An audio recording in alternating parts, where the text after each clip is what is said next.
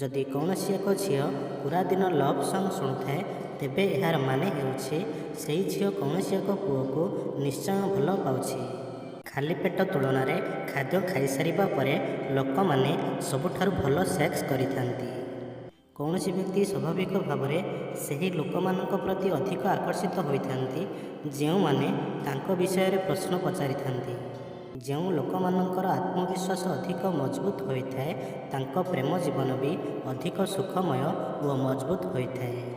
ମନୁଷ୍ୟ କେବେ ବି ସ୍ୱପ୍ନରେ ନିଜ ଚେହେରାକୁ ଭଲ ଭାବରେ ଦେଖିପାରିନଥାଏ, କାରଣ ସ୍ୱପ୍ନରେ ନିଜ ଚେହେରା ସଫା ସଫା ଦେଖାଯାଇନଥାଏ। ଆମେ ଯାହାକୁ ହୃଦୟରୁ ଯେତେ ଅଧିକ ଭଲ ପାଇଥାଉ, ତାଙ୍କୁ ସେତେ ସହଜରେ କ୍ଷମା ମଧ୍ୟ କରିଦେଇଥାଉ, ତାହା ତାଙ୍କର ଯେକୌଣସି ଭୁଲ ହେଇଥାଉ ନା କାହିଁକି।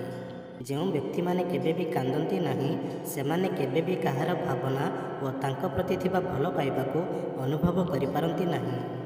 ପୁଅମାନଙ୍କ ତୁଳନାରେ ଝିଅମାନେ ଅଧିକ ଜିଦ୍ଦି ହୋଇଥାନ୍ତି।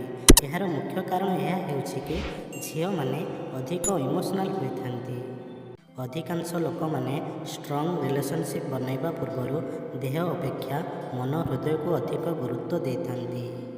ମହିଳାମାନେ ନିଜ ମନର କଥାକୁ ଇସାରାରେ କହିଥାନ୍ତି, ସେମାନେ କେବେ ବି ସିଧା ସିଧା କହିନଥାନ୍ତି।